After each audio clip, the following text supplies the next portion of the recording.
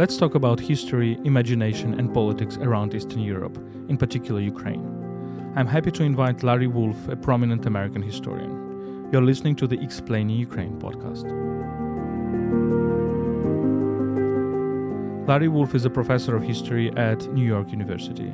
He's the author of numerous books about Eastern Europe, in particular Inventing Eastern Europe, The Map of Civilization on the Mind of the Enlightenment and the Orthodox World, The Idea of Galicia, History and Fantasy in Habsburg Political Culture, and Woodrow Wilson and the Reimagining of Eastern Europe. My name is Volodymyr Yermolenko. I am a Ukrainian philosopher, chief editor of UkraineWorld, and president of PEN Ukraine. Before we start, let me remind you that UkraineWorld is brought to you by Internews Ukraine, one of the largest Ukrainian media NGOs. You can support us at patreon.com/UkraineWorld. We provide exclusive content for our patrons. You can also support our volunteer trips to the front lines at PayPal, ukraine.resisting@gmail.com. You can find these links in the description of this episode.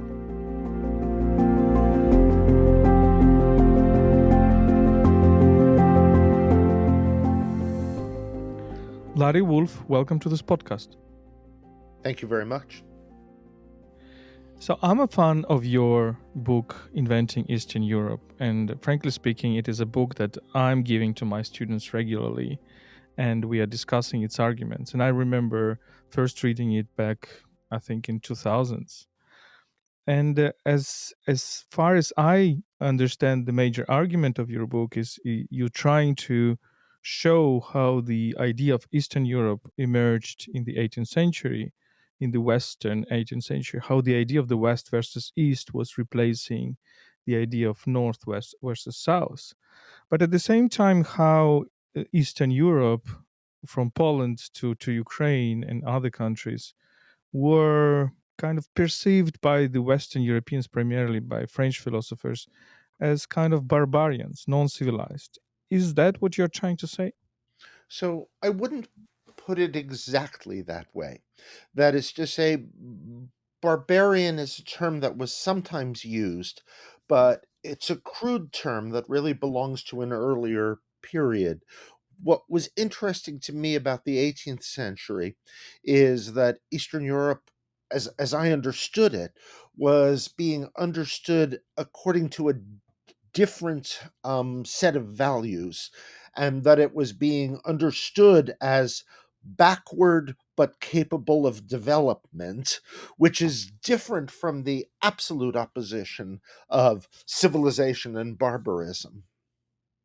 That is to say, it was understood in the West that Eastern Europe existed in some relationship to Western Europe, part of the same European continent, but the idea of backwardness created a sense of superiority and inferiority, a sense of who was ahead and who was behind, but allowed for the possibility of an evening of the playing.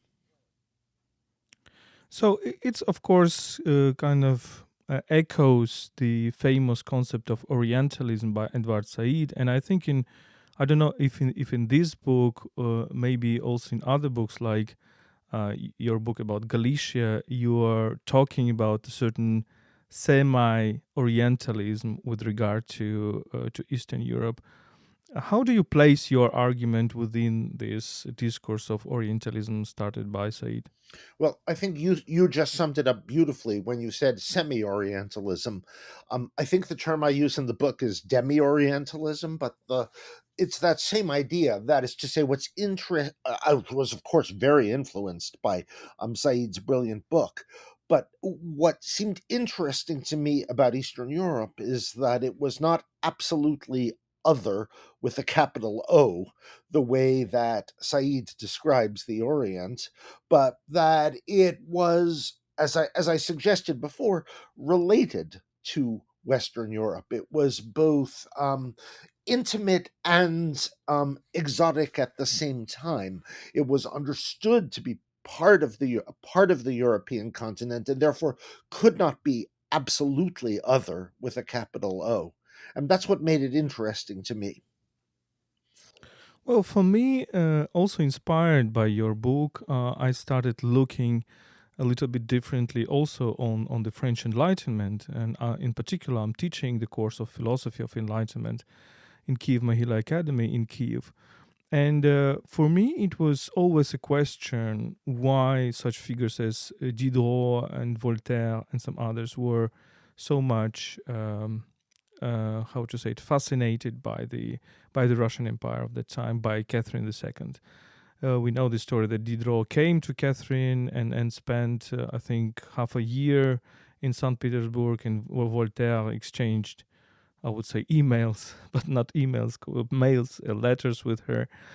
And when I'm asking why this fascination, I think now, reading your book, that it was precisely this idea, very naive idea, that the Russian Empire will be precisely this force that will turn this demi-civilization or semi-civilization or backwardness into real civilization, up to the level of the French culture of the time. And this was the major illusion, and people like Voltaire and Diderot did not understand this major tyrannical force behind Russian Empire of the time. What do you think? I think that you've summed it up really, really well. I would make a distinction between Voltaire and Diderot. That is to say, Diderot is someone who actually does travel to St. Petersburg, and um, because of the time that he spends in St. Petersburg, he is disillusioned, though he keeps his disillusionment mostly to himself and does not express it directly to Catherine's face. Voltaire, on the other hand, never travels to Russia. Voltaire never travels east of Berlin in his lifetime. His relationship to Eastern Europe is entirely vicarious, we could say literary, philosophical, or a fantasy relationship. And Voltaire is therefore never disillusioned with Russia and with Catherine. I would say that for both of them, the fantasy is connected to a myth of Peter the Great, who a myth that they partly helped to construct within the French Enlightenment, and the idea that precisely because Russia is the most backward and eastern part of Europe, that the civilizing of Russia would be the ultimate test of enlightenment and civilization. And therefore, the project of civilizing Russia, which I should add still lies ahead of us at the 21st century, is one that they found particularly exciting. Exactly, I do share your estimation, and what was totally overlooked when people looked at Peter or Catherine was this brutality by which they were proceeding with this so-called civilization. So, of course, people like nations like Ukrainians know it very much. In our tradition, you have a very, very critical, let's say, put it in this way. Critical is a very soft term. Critical assessment of both Peter and Catherine, starting at least from Taras Shevchenko, who really had very, very bad words for them. But coming back to this illusion, I would say, don't you think that it persists? It persists throughout many Western intellectuals from that time, from the 18th century. We can find this fascination in the 19th century, obviously in the 20th century, but it was fascination already with Russian communism. People from André Gide until Feuchtwanger and many others. And even today, I mean, of course, I'm asking a question which probably goes beyond your historical profession, but as a citizen, what do you think? Do you think there is a continuity between people like Voltaire and especially Diderot and current people who are fascinated by the idea that Russians have this strong hand and they will, spread the world on a vast territory? So I'm less sure about the present moment, whether we could identify a class of Western intellectuals who are um, fascinated with Russia in that way right now. But and I'd be interested to hear what you thought about that and who you would identify as those figures. But it's certainly true for the mid 20th century. and the fascination with Bolshevism and Stalin from the 1930s right up until certainly the 1950s and the 1960s. There was a class of French intellectuals in particular. You mentioned Gide, although Gide, like Diderot, made a trip to the Soviet Union as Diderot went to Russia and came away from it disillusioned. But there were other intellectuals who, through their whole lives, or through a large part of their lives, remained fascinated by Bolshevism in Russia and believed that you could not publicly criticize even Stalin in the 1930s, the 1940s, the 1950s.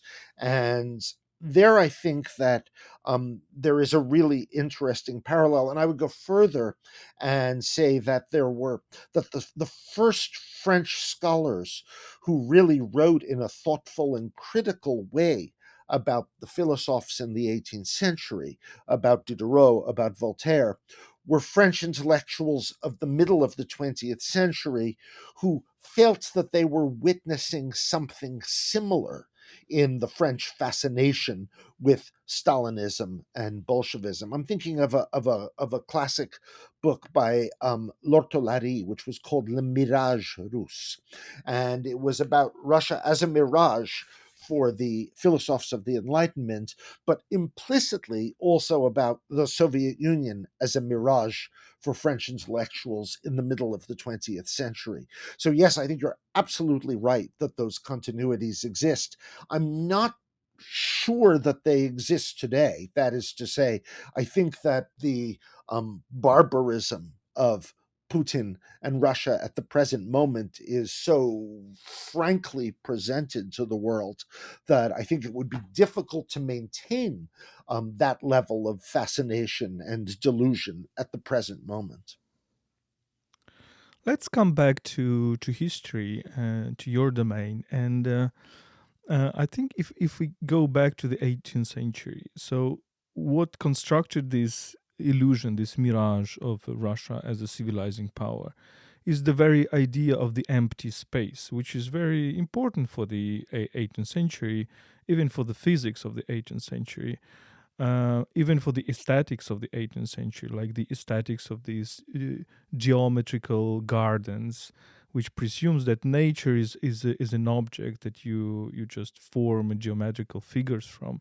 So this idea of empty space and a kind of a human ambition to fill it with something, it goes even into the Romantic age. I don't remember if you study Byron and his poem Mazeppa, which is very important for me, because if you look clearly, well, Mazeppa is obviously a Ukrainian hetman, famous hetman who went against Peter the First precisely, and was therefore afterwards cruelly persecuted, and basically Ukrainian autonomy, Cossack autonomy in the Russian Empire, Russian Muscovy state at the time was annihilated.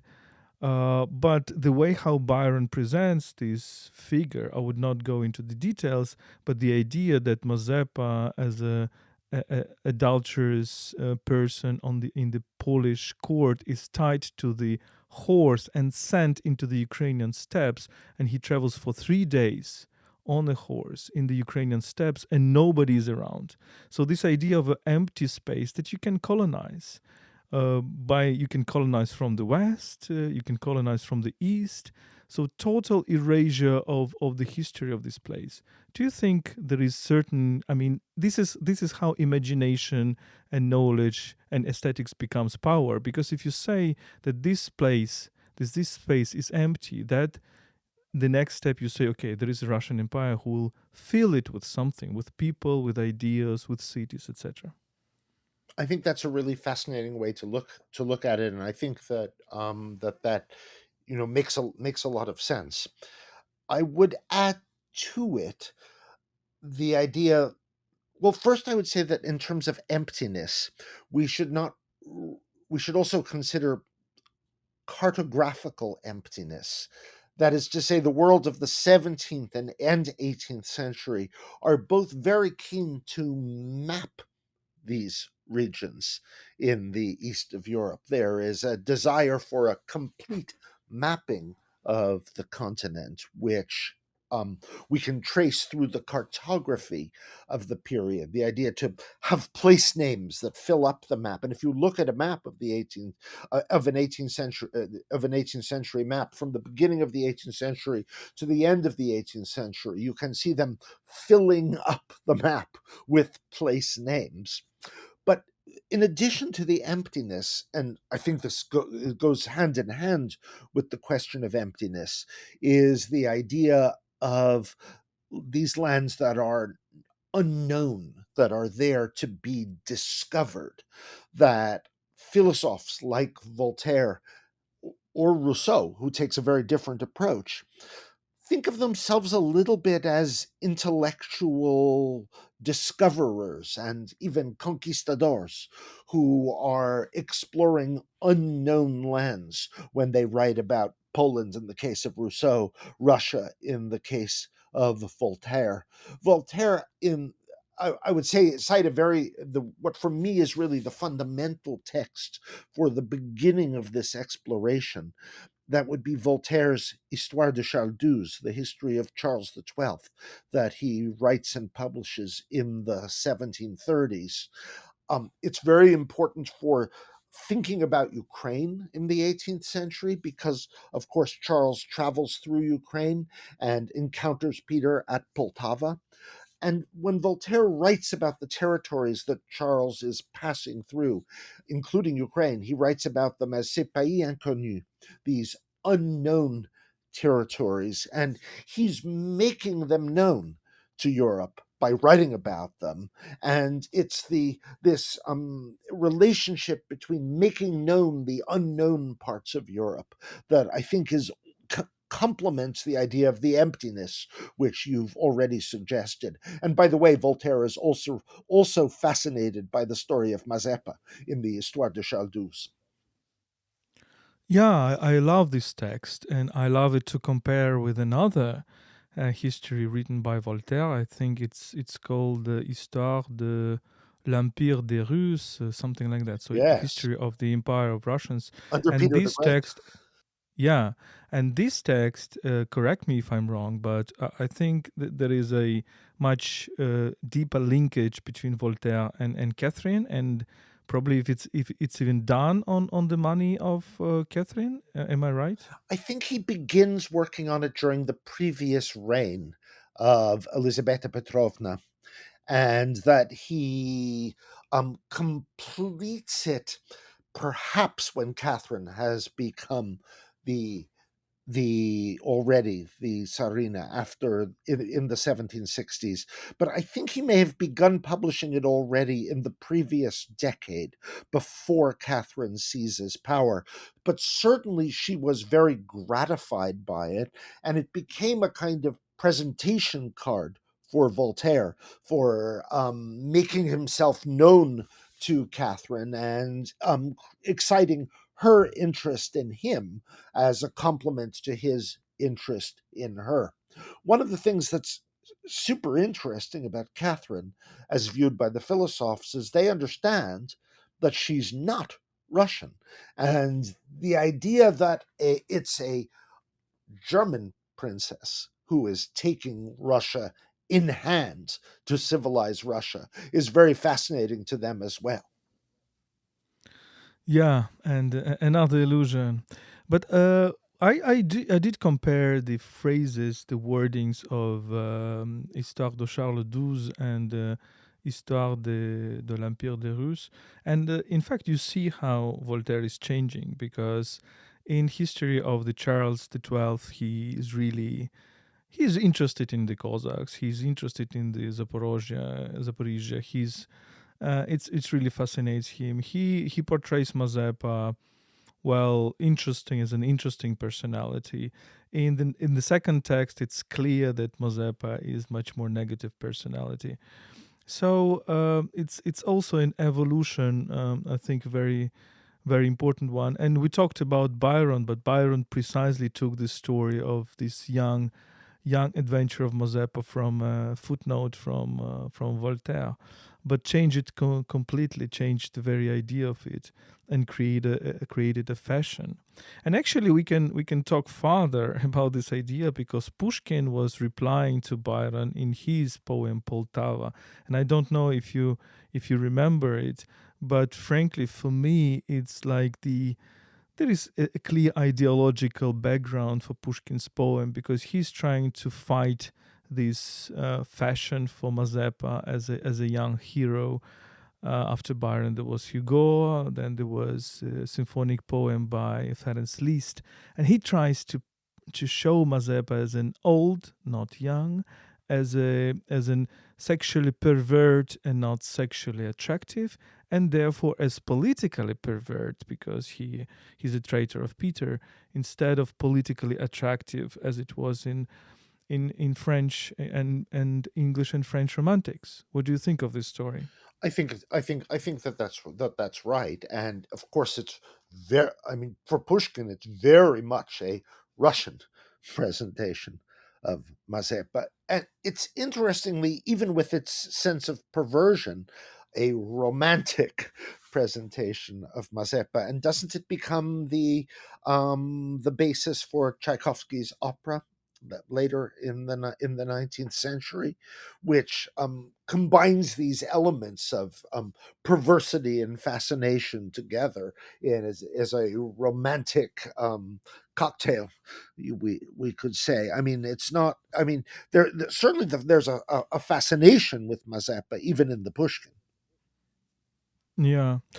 Um, you mentioned already Jean-Jacques Rousseau, so I really admire Rousseau, and I think in that generation he is one of the most interesting characters. But obviously, we know about this enmity between Rousseau and Voltaire, and basically completely different sets of ideas. Voltaire is about reason, rationality, anti-religion. Rousseau is about sentiments, the natural man, l'homme naturel.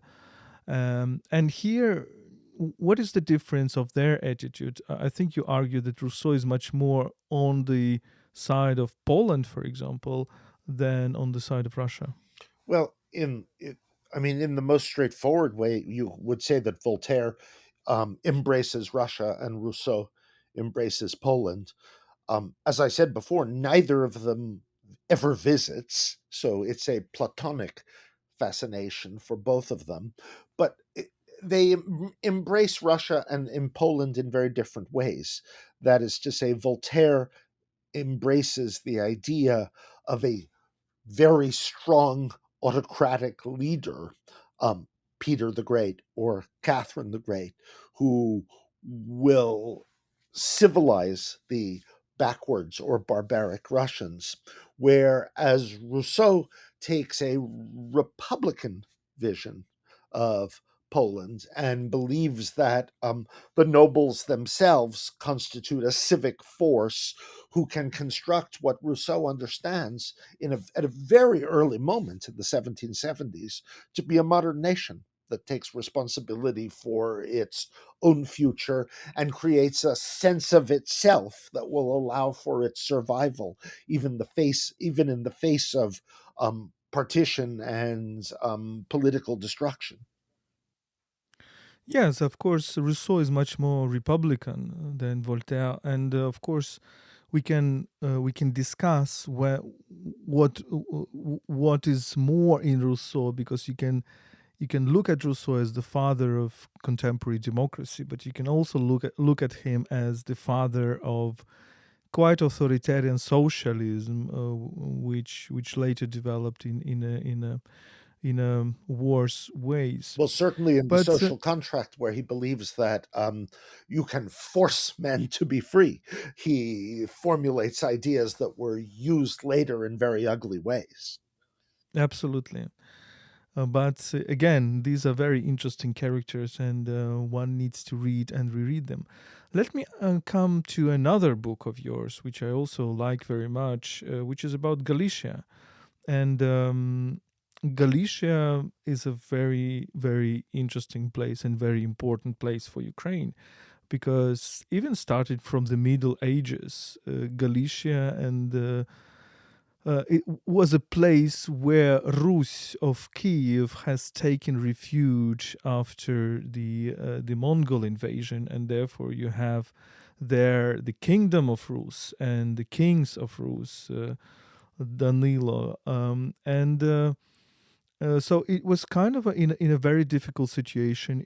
It was a place where this medieval identity, which was which was placed in Kiev, has taken refuge. And if you take the 19th century, Galicia was under Austrian and then Austro-Hungarian Empire, and contrary to the Russian Empire, in which the Ukrainian language was banned, so you could not publish books in Ukrainian. In Galicia, you could, and therefore some of the intellectuals from the Russian Empire, from the Dnipro, Ukraine, were actually publishing the works in Galicia.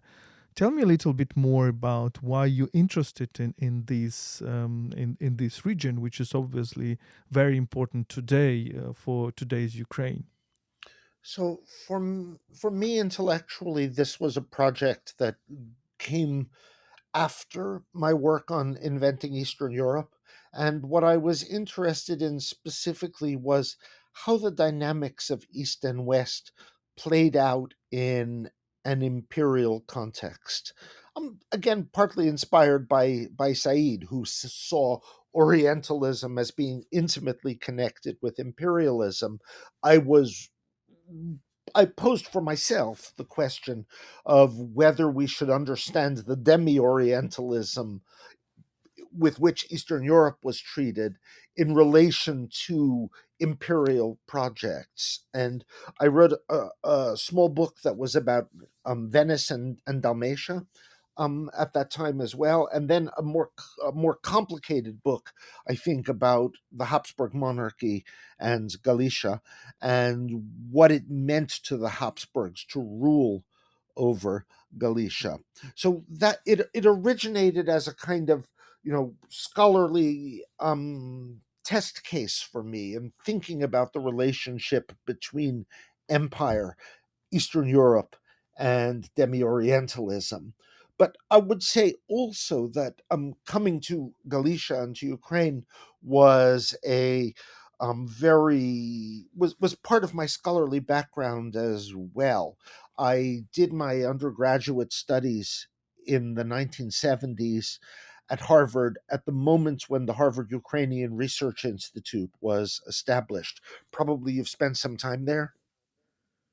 Yeah, yeah, but very, very, very long ago. So for me also this I mean I've been there more back many times, but my very earliest training as a historian began in there in Cambridge and at the Harvard Ukrainian Research Institute when it was brand new. One of my undergraduate professors was Omelyan Pritsak. I Well, worked was exactly the name I wanted to evoke. Yeah, this is a brilliant Ukrainian intellectual, very and it's brilliant. great that you studied with him. Yeah. But he came out of that post Galician world, born right after World War One, and he made it very vivid for me. I had a Polish professor as well who came out of that post Galician world of what was southeastern Poland in the 1920s, and one of the things that's interesting about being I guess the age that I am, I'm now 66, is that being educated in the 1970s, it was possible to be exposed to professors who actually had very direct experience of the Habsburg or the post Habsburg world. And Galicia was something that was alive and meaningful for them, even in the 1970s. It was something that they understood both in their work and in their lives, and that was something that became part of my scholarly formation. It's fascinating. What is, I think, interesting also in Galicia is that one perspective you can address is obviously the perspective of imperialism and Orientalism and the empire's province, etc. But another perspective is how you look at certain lands and cultural epochs through the lenses of comparing different empires. And here in the Ukrainian case, you can say that there is a part of literature, of fiction literature of the 1980s, 1990s. I mean, people of like Yuri Andrukhovich and others who are actually trying to work with this, I would say, even Austrian myth in a positive way. So they found this placement of Galicia in the Austrian context as a precisely the foundation for Europeanness of Ukraine. Now, of course, we have much wider perception of this, and now we are talking much more about the Europeanness of Ukraine's east and south. But the story, Galician story, also was very inspiring in this way. One character which interests me very much, and who you write about him, is obviously Zahar Mazoch. I think you write a preface to the Venice in Force, right? Yes, I did. And it's a fascinating text, and I thank you very much for it. I was also inspired by this text, and I studied Zahar Mazoch, and I wrote myself an essay about this. Oh, But I'd love to read that. yeah, it's in Ukrainian. I will send it to you. I think you can Yes, make a Google absolutely. translation Thank or you. something. But my argument, I think, is a little bit different from yours, and I would like to hear what you say, because you are looking at Zahar Mazok precisely as a person who lives in the East, in the, let's say, far East of the civilized French-speaking Europe, and publishes in the French magazines, and this is like the voice of the East.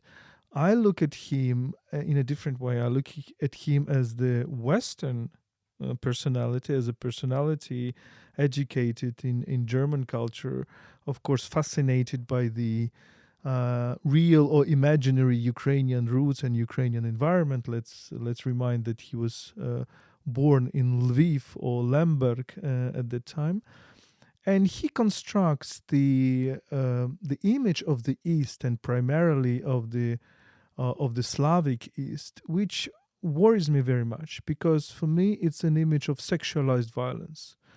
All his characters, female characters that we of course know, are the characters that are both sexually attractive and violent. And when he just talks about women, it's fine. But when he talks about the tsarinas, the Russian tsarinas and emperors, and I think he has several texts about that. Well, that worries me a lot, because I feel that continuity again with Voltaire and Diderot, but in a different way. This fascination with violence, this erotization and sexualization of violence, which makes violence attractive. What do you think? I think that's absolutely right.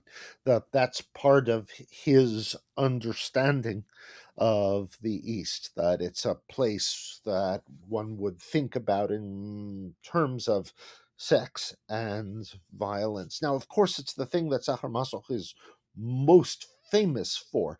People who know nothing at all about Lviv would understand Sacher Masoch for his as a pornographer, right? Who wrote a classic work of soft porn in Venus and Furs, which clarified for a whole generation in Europe and perhaps even to the present day a certain category of sexual fantasies. What was interesting to me and what I wanted to write about when I first wrote that introduction to Venus and Furs is I wanted the people who read the book to understand that it actually has a real geography underlying it, and that the fantasies are imposed upon a real Eastern Habsburg geography. That is to say, the geography of Galicia itself. Whether it's a constructive work or a work that has negative implications. I think it's hard to say that about a work that is so entirely literary and so much work of fantasy. But what I think you could say about Sacher Masoch, and I think you could say the same about Voltaire, right? With, um, even with all the negative implications of the way that he wrote about Russia, they serve to make these territories known in Europe. And that serves a certain purpose in its own right. That is to say, Sacher-Masoch made Eastern Galicia known to a very broad public in the 19th century. What was interesting to me was that while that the public of the 19th century did definitely understand Sacher-Masoch in relation to Rus people and Eastern Galicia, by the late 20th century, that had been almost forgotten, the connection between Sacher-Masoch and that specific territory, because of course Galicia itself had been almost forgotten by the end of the 20th century. Absolutely, I think Zahir. I really love this writer. I think this image of how you put it, soft porn, is a little bit misleading, because if you read his texts, well, it's about something else. So of course we cannot. Who put this term? Is, I think, Kraft Ebing, right? He just picked up this name to Yes, match the name of Desad, but obviously these are absolutely different writers, and I don't see any parallels between them. But I really loved reading Zahir Mazach. I was reading him in German. My German is enough for reading this literature, and I do think that this is a very good writer. And indeed, he was, I think, the most popular Austrian writer in France, for example, and the most known, at least one of the most known. I might add that the idea of Eastern Europe as a area for sexual adventure is something that you can find in the 18th century as well, especially with Casanova. Yeah, yeah. Another brilliant writer, by the way, who ended his life in Prague, Yes. and who is the source of Don Giovanni, one can say, by Mozart, who was also presented in Prague first. Very interesting. Maybe the last block of our interview and of our conversation, it's about another book of yours, which I really admire. It's about Woodrow Wilson. And mm, I think you really find a very interesting topic and ask very interesting question. And for me, it's two questions. Let me first ask the first one. So Woodrow Wilson is known as the father of the self-determination of nations. But what you show also in your book is that this self-determination of nations was quite limited. And I think it's also very very well put by Timothy Snyder in his course, Yale course in about Ukraine, that basically it touched upon self-determination of nations in Austro-Hungarian Empire and partially Ottoman Empire, but not the Russian Empire. Is that the way how you put it? I think that that would be fair to say. Wilson was both cautious about um, thinking through the national implications of the Russian Empire and limited at the same time. For me, one of the things that I found interesting about Wilson is that up until 1917, Wilson knew nothing about Eastern Europe. Really, I would say he never thought about it for 5 minutes up until 1917. So between 1917 and 1919, he's a very brilliant man. He gives himself a crash course in learning about Eastern Europe with the assistance of a team of academics who are called the Inquiry Team, and they prepare him to think about Eastern Europe at the peace conference. And they are able to provide him with a lot of information and a lot of knowledge, but only up to a point. And he learns much less about the Russian Empire and is much more hesitant to engage himself on behalf of the nations of the Russian Empire. Yes, and then, well, how Snyder puts it very interestingly, that the role that Wilson played for the former Austro-Hungarian Empire and partially former Ottoman Empire was uh, played by Lenin in the Russian Empire. But of course, what Lenin played is a fake role. It was imitation of the self-determination of nations, and we all know that it was 1920s in the Soviet Union when indeed there was a process of the renaissance of national cultures, in particular Ukrainian national culture, and then it was totally eliminated and executed and crushed and smashed by Stalin, what in a period that we call executed renaissance. But then comes my second question with regard to Wilson, and this is a question about America. So we tend to forget, I think, that okay, everybody knows that America entered the Second World War quite late, but I mean, the continental, the fight on the continent against Nazism on the European continent, but its entry into the Second World War was decisive. But you show that America's entry into the First World War was also decisive, and this is the role of Woodrow Wilson, and this is this image of America that at a certain point enters the stage, the military stage in Europe, and plays the major role, and then defines the world. And currently, we see the absolutely different mood in America, the isolationist mood in America, and the arguments that well, America should not intervene anymore, should not play any major role. Do you think this is worrying? Do you think that this goes against this role that was played by the United States in the 20th century? Um, I think that in American politics, both strands have always been present. Remember that Wilson ultimately fails to get the peace treaty approved in the American Senate. That America never is able to join the League of Nations that Wilson partly, devises, and that he too comes up against forces of isolation when he comes back to America in 1919 to present the peace treaty that he has helped to create.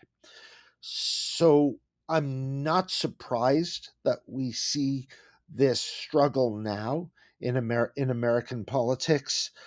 Um, I think that um, it's very scary that we are looking at isolationists who do not understand how much is at stake in Ukraine. But I'm also not entirely surprised that we would see this division emerging. It felt at first like we were looking at a kind of massive American unity, and I would say Western unity with Europe as well, um, behind Ukraine and its cause, fighting against this war of Russian aggression. But as the war continues, it will become caught up in American politics for sure, and in European politics as well.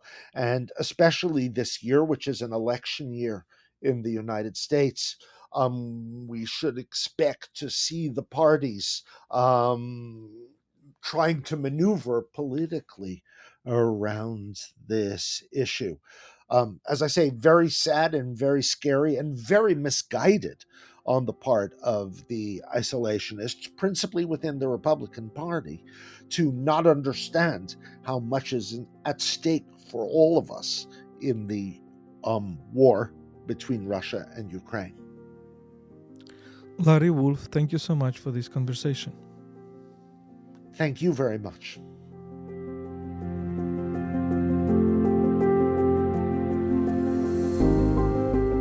This was a podcast Explain Ukraine by UkraineWorld, a multilingual website about Ukraine. UkraineWorld is brought to you by Internews Ukraine, one of the largest Ukrainian media NGOs. My name is Volodymyr Yermolenko. I am Ukrainian philosopher and chief editor of UkraineWorld and president of PEN Ukraine. Let me remind you that you can support our work at patreon.com/UkraineWorld. We provide exclusive content for our patrons.